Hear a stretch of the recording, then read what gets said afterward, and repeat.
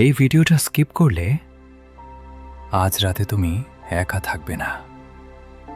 সময় রাত 2টা। একটা ছেলে হঠাৎ ঘুম থেকে জেগে উঠল। ঘরটা ছিল একদম নিস্তব্ধ, কিন্তু ফ্যানটা চলছিল।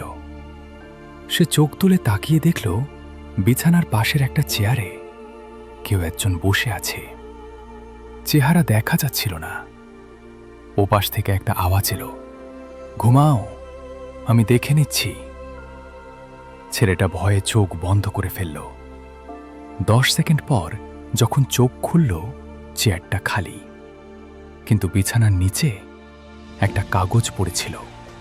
তাতে লেখা, তুমি ঘুমালে আমি আর যাব না। তুমি হলে ওই সময় কি করতে? ঘুমাতে নাকি ঘর থেকে পালিয়ে যেতে? কমেন্ট করো এখনই, আর তোমার বন্ধুদের শেয়ার করো। আর এমন ভয়ঙ্কর হরর গল্প পেতে সাবস্ক্রাইব করো বাংলা হরর জোন।